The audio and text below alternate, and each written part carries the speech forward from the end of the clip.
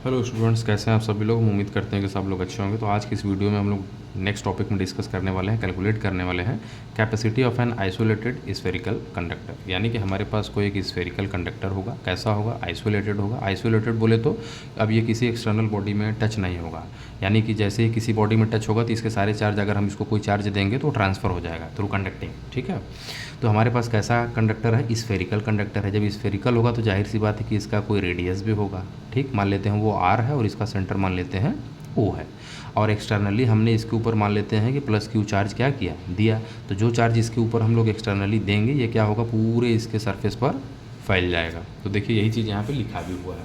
ये कह रहे हैं suppose O is the centre and R is the radius of isolated spherical conductor. मान लेते हैं कि ओ क्या है, इसका सेंटर है, और आर इसका क्या है, रेडियस है किसी क्लोज्ड आइसोलेटेड स्फेरिकल कंडक्टर का। अब इसके ऊपर हम लोगों ने क्यू चार्ज दिया, तो जो क्यू चार्ज दे रहे हैं प्लस ये पूरे इसके स्फेयर पर फैल जाएगा। तो चूंकि भाई हर जो इसका रेडियस हर जगह से बराबर है और चार्ज यूनिफॉर्मली हर जगह डिस्ट्रीब्यूट होगा, तो जाहिर सी बात है कि पोटेंशियल की जो वैल्यू होगी वो भी हर जगह क्या होगी, यूनिफॉर्मली डिस्ट्रीब्यूट होगी। तो हम उम्मीद करते हैं कि आपको ये एकदम कंसेप्ट क्लियर हो गया होगा कि अगर किसी भी पॉइंट पर हम लोग पोटेंशियल की वैल्यू कैलकुलेट करेंगे तो वो सेम आएगा। ठीक, अच्छा, अब ये चार्ज क्यू है और रेडियस आर है, तो इसके वजह से जो इसके स्फेयर पे पोटेंशियल की वैल्यू होगी तो कैसे कितनी होगी ज़रा देखिए, बताते हैं। मान लेते हैं कि हमारे पास एक कोई क्यू चार्ज है, इसके वजह से किसी पॉइंट पी पर हमको पोटेंशियल की वैल्यू कैलकुलेट करनी है। मान लेते हैं कि इस पॉइंट पी का यहाँ से जो डिस्टेंस है वो स्मॉल आर है। तो हम लोगों ने पिछले फार्मूलाज में पढ़ चुके हैं कि पॉइंट पी पर जो पोटेंशियल की वैल्यू होगी वी, इसकी वैल्यू किसके बराबर होती है, q upon 4 pi epsilon naught r. किसके बराबर होगी, 4 पाई एप्सिलॉन नॉट आर के बराबर होगी। देखिए यही चीज़ यहाँ लिखा हुआ है आपके बुक में, ये v equal to q upon 4 pi epsilon naught r हो गया। और अभी अभी हम लोगों ने पढ़ा है कि जो कैपेसिटेंस की वैल्यू होती है, यानी कैपेसिटी की वैल्यू होती है, वो चार्ज अपन पोटेंशियल के बराबर होती है। तो चार्ज अपन पोटेंशियल, और पोटेंशियल की वैल्यू हम लोगों ने अभी अभी ये देखा कि क्या है, q upon 4 pi epsilon naught r है। तो ये जो v की वैल्यू यहाँ पे, इसको उठा के यहाँ पे हम लोग पुट कर देंगे। यहाँ c आप देख रहे हैं, तो c इक्वल टू, देखिए जब यहाँ पुट करेंगे तो कैसे पुट करेंगे, देखिए करके दिखाते हैं आपको। आपने कहा कि c की जो वैल्यू है वो q बाई वी के बराबर है। ठीक, तो यहाँ q, v की वैल्यू क्या अभी हम लोगों ने कैलकुलेट किया, q upon 4 pi epsilon naught r. ठीक, और इसी को थोड़ा सा हम लोग मॉडिफाई करेंगे, तो यहाँ देखिए q है अपॉन q है, ये होल अपॉन, तो ये एकदम ऊपर चला जाएगा, 4 पाई एप्सिलॉन नॉट आर। तो q से q कट गया। अब देखिए यहाँ c की जो वैल्यू होगी वो क्या होगी, 4 pi epsilon naught r, 4 pi epsilon naught r. तो ये क्या रिप्रेजेंट कर रहा है कि जो c की वैल्यू है, देखिए 4 कांस्टेंट है, पाई भी कांस्टेंट है, एप्सिलॉन नॉट भी कांस्टेंट है, r हमारा वेरिएबल है, चूँकि r क्या है, रेडियस ऑफ द स्फीयर है, रेडियस ऑफ स्फीयर है।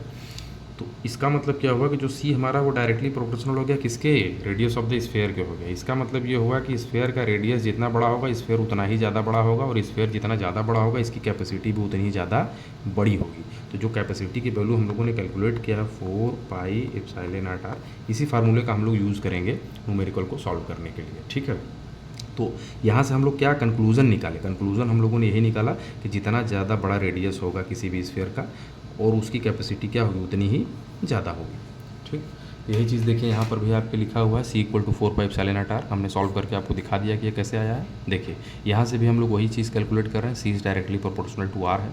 इसका हम लोग कंक्लूजन क्या निकाल रहे हैं, that is larger the radius of the sphere. Sphere का रेडियस जितना ज़्यादा होगा c की वैल्यू उतनी ही ज़्यादा होगी। It means that greater will be it's capacitance, उतना ही ज़्यादा इसका क्या होगा, कैपेसिटेंस होगा।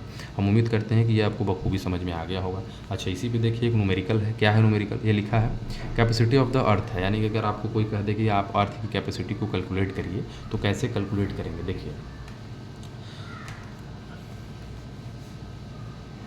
हम लोगों ने अभी पढ़ा भाई हमारा अर्थ कैसा होता है, स्फेरिकल होता है।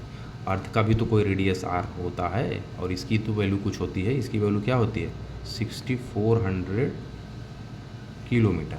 रेडियस कितना होता है हमारे अर्थ का, 6400 किलोमीटर।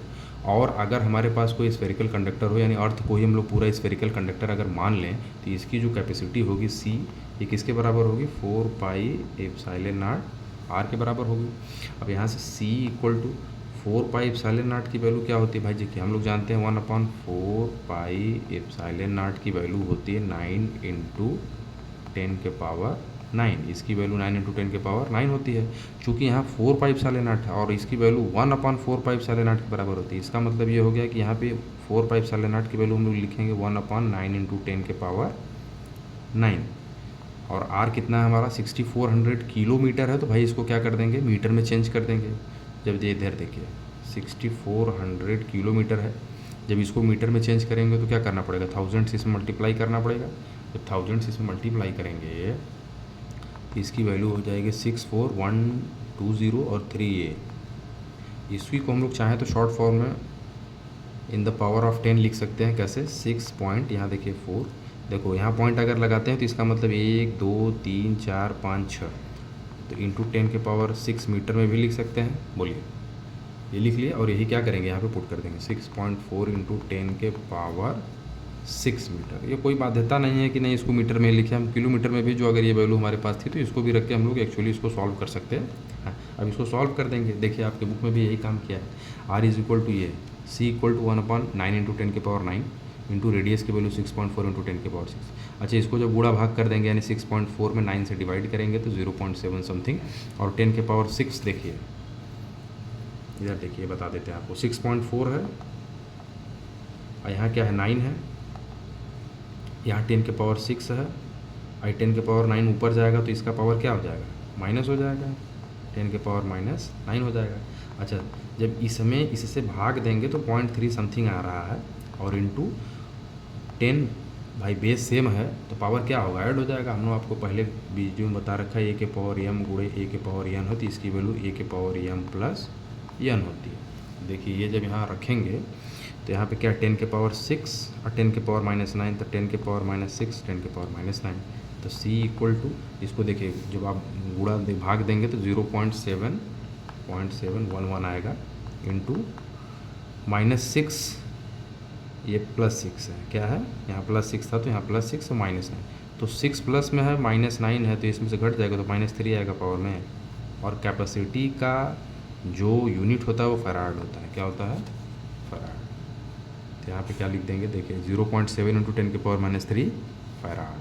ठीक, हम उम्मीद करते हैं कि आपको बखूबी समझ में आ गया हो। इसी को हम लोग चाहें तो भाई माइक्रो में चेंज कर सकते हैं। माइक्रो फैराड में चेंज करने का मतलब 10 के पावर 6 से इसी में गुणा कर देंगे। 10 के पावर 6 से गुणा जब करेंगे तो देखिए 10 के पावर 3 तो 10 के पावर -3 उससे बैलेंस हो गया, और 10 के पावर 3 मतलब 1000 के गुणा इसमें करेंगे तो ये जो पॉइंट है 1 2 3 रिप्लेस हो जाएगा, 711 माइक्रो फैराड इसका आंसर आ जाएगा। तो हम उम्मीद करते हैं कि आपको ये वीडियो बखूबी समझ में आया हो। अगर वीडियो अच्छा लगा हो, बढ़िया लगा हो, बेहतरीन लगा हो, शानदार लगा हो, तो आप वीडियो को उसी शानदार तरीके से लाइक करिए, शेयर करिए, सब्सक्राइब करिए। तब तक के लिए थैंक यू।